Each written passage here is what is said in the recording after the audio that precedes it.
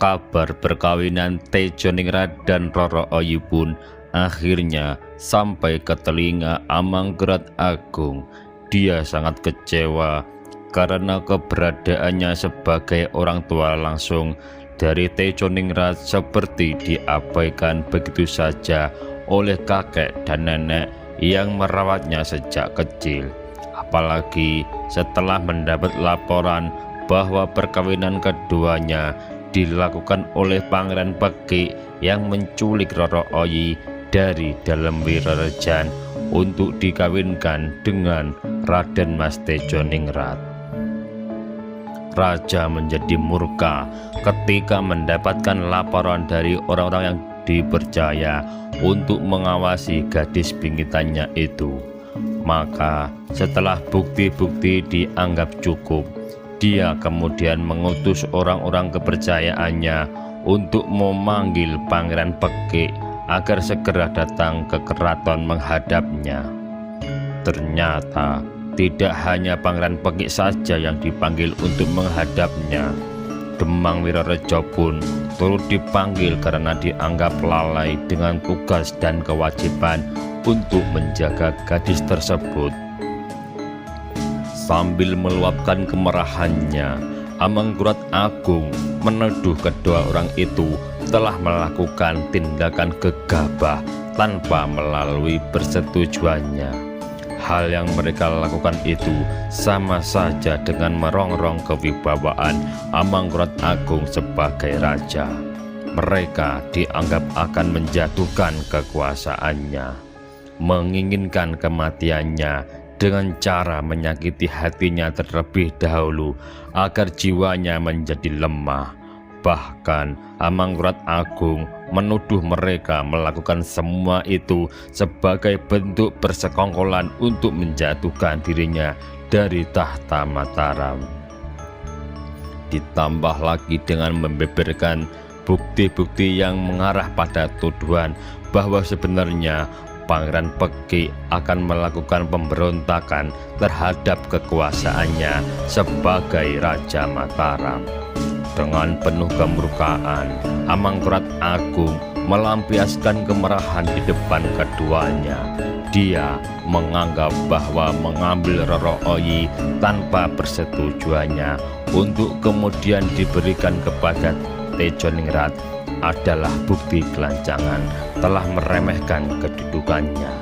Apalagi setelah menghadirkan beberapa saksi para telik sandi yang ditugaskan untuk mengawasi gerak-gerik yang melaporkan bahwa Pangeran Pekik pernah beberapa kali berhubungan dengan beberapa pihak yang berseberangan dengan kebijakan raja. Tuduhan pun mengarah bahwa mereka semua telah mempersiapkan perbuatan makar untuk menjatuhkan dirinya sebagai Raja Mataram yang sah. Akhirnya Pangeran Pekik pun diputuskan untuk dihukum mati dengan cara digantung di alun-alun. Tak hanya itu saja, kemurkaan yang dilampiaskan oleh sang raja, Demang Wirarejo beserta seluruh keluarganya pun mendapat imbas dari masalah tersebut. Mereka tak luput dari hukuman karena dianggap menyepelekan Raja Mataram. Mereka kemudian diusir dari lingkungan istana dan kemudian dihukum buang ke wilayah Ponorogo. Bahkan ternyata tidak diasingkan begitu saja, karena rupanya Amanggrat Agung telah memerintahkan orang-orang suruhannya untuk membunuh seluruh keluarga itu tak lama setelah rombongan itu sampai di tempat pengasingan. Ketika hari penghukuman yang dijatuhkan kepada Pangeran Pekik dilaksanakan, beberapa pendukungnya kemudian mengadakan perlawanan untuk membelanya sehingga timbul huru-hara di Keraton Pleret. Namun karena jumlah pendukung yang tak begitu banyak, pemberontakan tersebut dapat segera diredam dan ditumpas. Akibatnya Amanggrat Agung memberi keputusan untuk menghukum mati semua keluarga dalam Surabaya. Puluhan orang kerabat Pangeran Pekik pun akhirnya dibunuh oleh para prajurit kepercayaan raja yang diutus untuk melaksanakan tugas penghukuman. Mereka semua kemudian dimakamkan di Bukit Banyu Sumurup, wilayah sebelah selatan makam Raja-Raja Imogiri. Sejak peristiwa ini, raja menjadi sering marah dan membunuh orang tanpa sebab yang jelas. Hal tersebut menyebabkan para abdi dalam kepercayaannya pun menjadi takut jika harus berdekatan dengannya. Selanjutnya, Amangkurat Agung memerintahkan agar Raden Mas Tejoningrat dipanggil untuk menghadapnya. Dia memanggil sang anak yang dianggap telah berbuat lancang kepadanya. Dia kemudian melampiaskan kemurkaannya dengan menuduh Raden Mas Tejoningrat telah sengaja nggege batine menginginkan kematian sang ayah sebelum waktunya. Merebut Roro Ayi dariku sama saja dengan menganggap aku tak ada lagi wibawanya di matamu.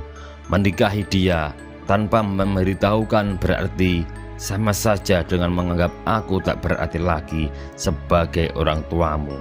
Semua ini sama artinya dengan menganggap aku ini bukan lagi seorang yang memiliki tahta Mataram.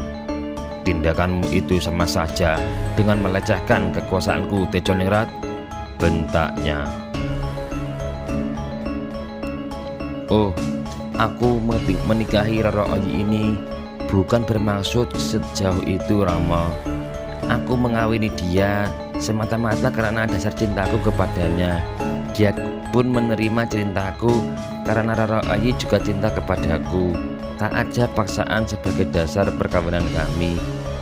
Perkawinanku dengan gadis pingitanmu itu bukan bermaksud melecehkan kekuasaanmu sebagai Raja Mataram ini, jawab Raden Mas Tejoningrat lemah dengan menundukkan mukanya.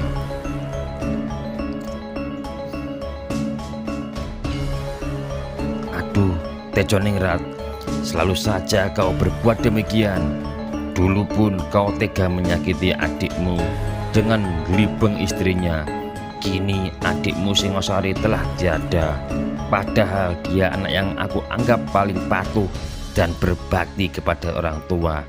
Dia gigih bertempur melawan orang-orang yang berusaha merongsong dan menggulingkan kekuasaan ayahnya. Sedangkan kau banyak yang melaporkan kepadaku bahwa di medan perang kau hanya banyak berdiam diri saja. Kalaupun maju perang hanya sebentar-bentar dan tidak sungguh-sungguh. Apa kau hanya berpura-pura saja, ha? Apa memang benar kau justru mendukung pemberontakan si Trunojoyo dan bersekongkol dengannya untuk menjatuhkanku? Sekarang kau berbuat yang sama dengan menyakiti hatiku. Tak tahukah kau bahwa sebenarnya aku ini berniat untuk mengembalikan gelar Adipati Anom kepadamu setelah kematian adikmu itu. Namun kelakuanmu tak pernah dapat berubah. Mengapa kau tega berbuat seperti itu, Tejoningrat? Sekarang begini saja, kau milih mana, wanita atau tahta Mataram ini, Jika kau memilih perempuan itu, maka pergilah kau jauh-jauh dari mukaku. Tak sudi lagi aku melihat anak yang terang-terangan durhaka kepada orang tuanya sendiri.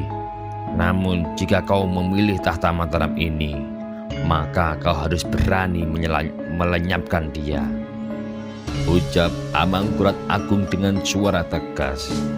Raden Mas Tejoningrat terdiam dalam tunduknya. Pikirannya kalut ketika ternyata sang ayah telah menyiapkan tahta Mataram untuk dirinya. Namun dia pun mencintai Roro Ayi dengan setulus hati. Kini sang ayah menawarkan dua pilihan yang sama-sama sulit. Dalam waktu singkat itu, dia pun harus berpikir keras untuk menentukan satu di antara dua pilihan yang ditentukan oleh ayahnya.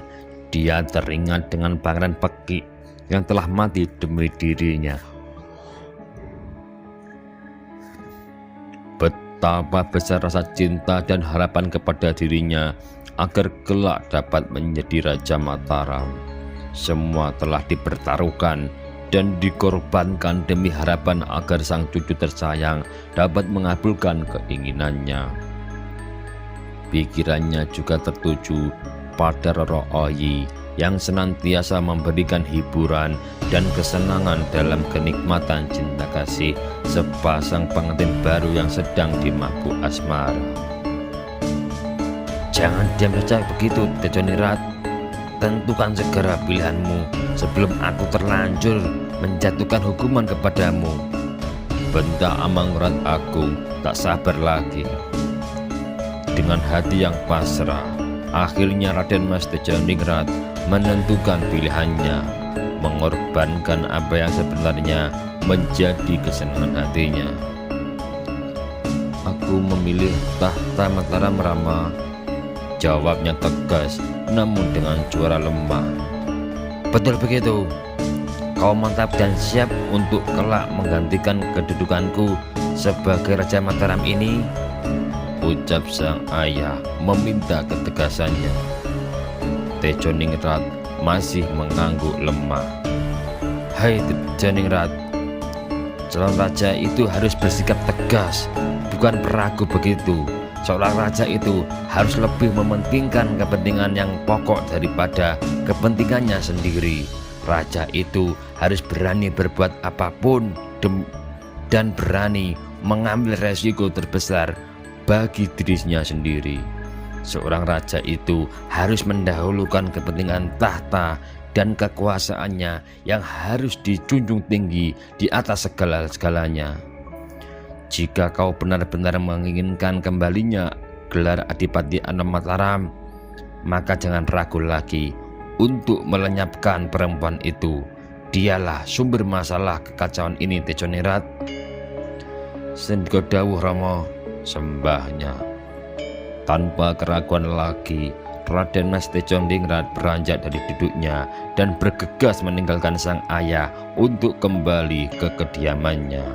Di dalam Surabayan, sang istri menyambut kedatangannya dengan gembira. Pekerjaannya membatik segera ditinggalkan. Keduanya saling berpelukan hangat, seperti lama tak saling berjumpa. Raden Mas Tejoningrat lalu membimbing istrinya masuk ke dalam bilik kamar. Aduh, adikku sayang Roro Oyi.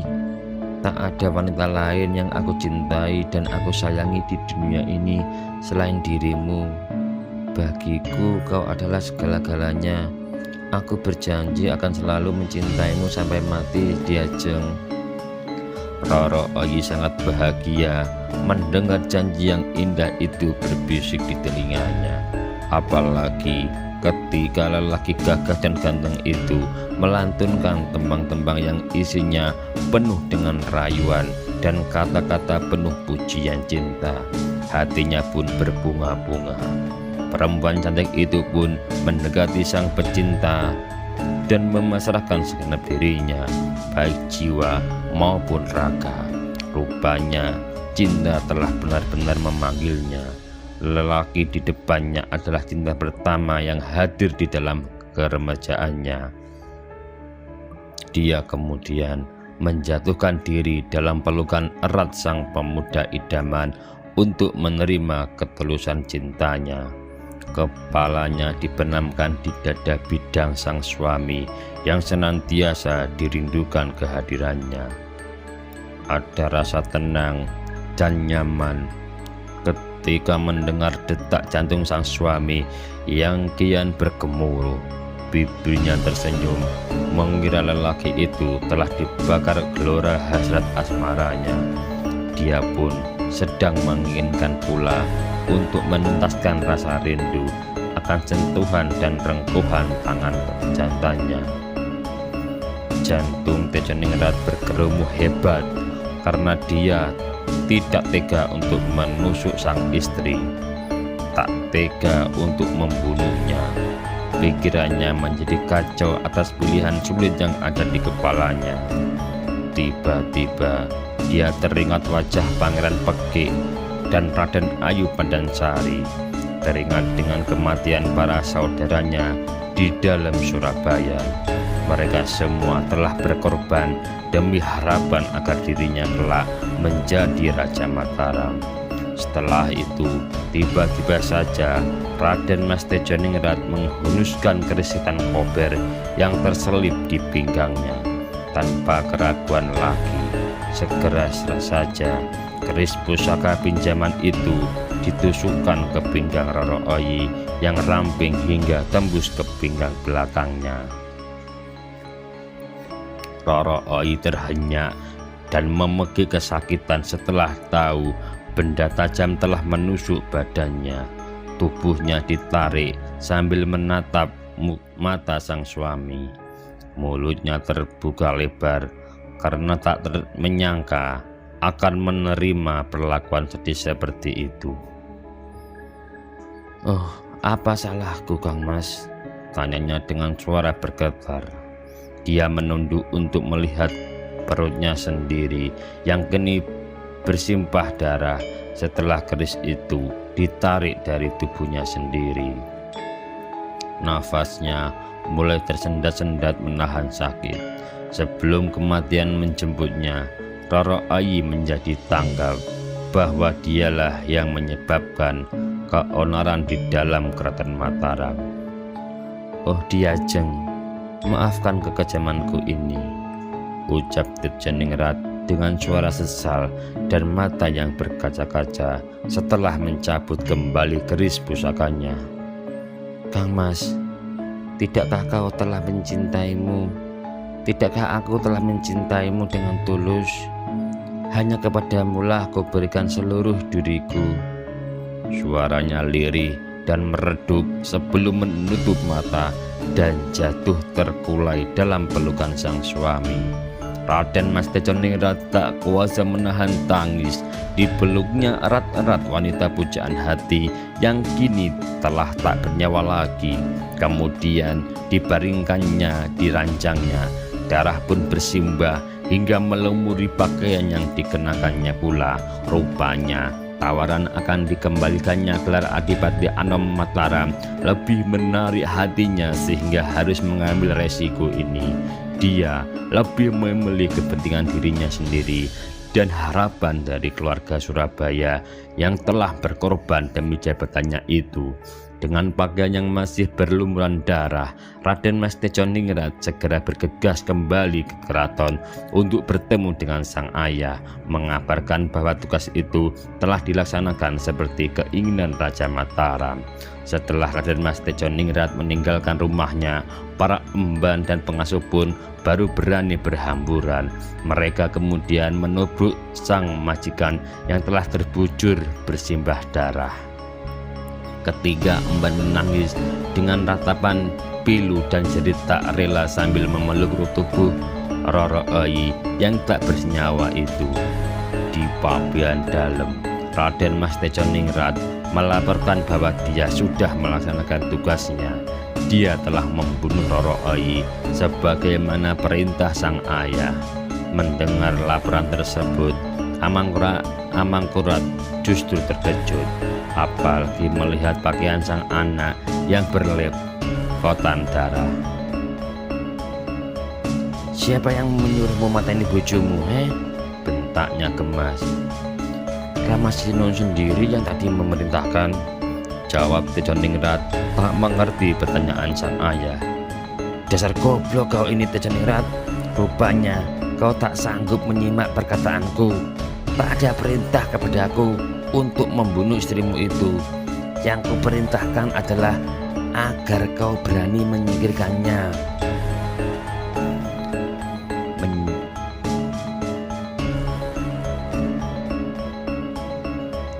Menyingkirkan itu tidak berarti harus membunuhnya. Menyingkirkan artinya kau harus berani membunuh rasa cintamu jika benar-benar menginginkan tahta Mataram ini. Dasar kau anak yang tak tanggap Jasmito, rasamu lemah, tak bisa mengerti kemauanku, bentaknya berang. Tejoningrat hanya menunduk bingung dan bersalah. Rupanya Amarah telah menyelubungi seluruh hati Amangkurat Agung yang kecewa dengan sang anak. Rasa penyesalan dan kesedihan kembali menutup kesadarannya. Harapan untuk dapat bergairah kembali dalam melanjutkan hidupnya menjadi melemah. Niatnya untuk menikahi gadis yang diyakini memiliki keturunan baik sebagaimana yang dimiliki oleh Ratu Mas Malang kini telah sirna. Matanya menjadi gelap dan darah di tubuhnya pun menjadi mendidih. Kau memang tak pernah mau membuat aku senang, Tejoningrat. Aku kecewa kepadamu. Nyalahkah kau, anak durhaka?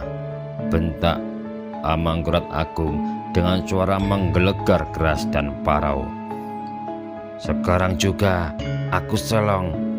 Kau aku hukum dengan pengasingan di alas tutupan Lipuro.